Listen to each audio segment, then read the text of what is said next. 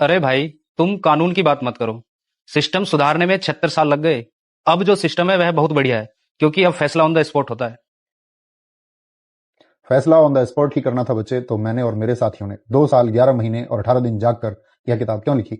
26 नवंबर 1949 को इसे लोकतंत्र का रक्षक क्यों बताया? पर बाबा साहब, वो वक्त अलग था। आज हमें संविधान से ज्यादा समाधान चाहिए। माफ करना, पर आपकी यह किताब कमजोर पड़ गई है, क्योंकि अपराधी छूट जाते हैं और गरीब तारीखों में पिस जाते हैं। संविधान कभी कमजोर नहीं हो सकता बच्चे, उसे चलाने वाले कमजोर या बेईमान हो सकते हैं। मैंने चेतावनी दी थी, संविधान चाहे कितना भी अच्छा क्यों ना हो, अगर उसे लागू करने वाले लोग बुरे होंगे तो वह अंततः बुरा साबित होगा। आज तुम जिस गुस्से में हो वो गुस्सा व्यवस्था के खिलाफ होना चाहिए था, लेकिन तुम्हें एक दूसरे के खिलाफ लड़वा दिया गया है। कोई नहीं लड़वा रहा।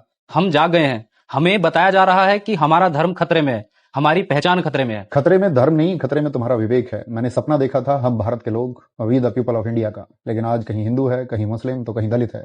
एक भारतीय होने का गर्व करने वाला व्यक्ति इस भारत देश में तो मुझे ढूंढने से भी नहीं मिल रहा। जिस मताधिकार को मैंने राजा और रंग के लिए बराबर किया, आज वही मताधिकार चंद रुपयों में बिक रहा है। पर बाबा साहब, विकास तो हो रहा है ना। दुनिया में हमारे देश का नाम हो रहा है। कैसा विकास? ऑक्सफैम की रिपोर्ट कहती है भारत की 40% संपत्ति सिर्फ 1% अमीरों के पास में है। क्या यही है आर्थिक न्याय जो मैंने प्रस्तावना में लिखा था? जब गरीब अस्पताल की चौखट पर दम तोड़ दे और अमीर पैसों के दम पर कानून बदलवा ले, तो समझ लेना उस दिन संविधान के एक पन्ने की हत्या हुई है। लेकिन लोग कहते हैं संविधान में विदेशी सोच है। यह तरक्की के बीच आ रहा है। विदेशी सोच? समानता, स्वतंत्रता और बंधुत्व, लिबर्टी, इक्वलिटी और फ्रेटर्निटी क्या विदेशी हैं? बच्चे, यह किताब तुम्हें बोलने की आजादी देती है। आज तुम सरकार, सिस्टम, यहां तक कि मुझे भी गाली दे सकते हो। यह हक तुम्हें इसी किताब ने दिया है।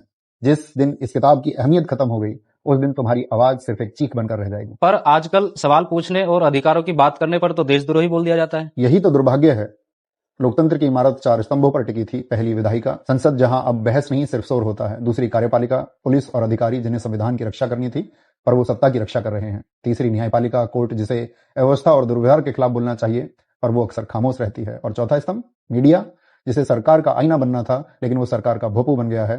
इस देश का मीडिया इस कदर चाटुकार बन गया है कि उसने मानवता को शर्मसार कर दिया है। बच्चे, मेरी बात याद रखना, भक्ति धर्म में मोक्ष का मार्ग हो सकती है, लेकिन राजनीति में भक्ति तानाशाही का मार्ग है। बाबा साहब, आज मेरा भ्रम टूट गया।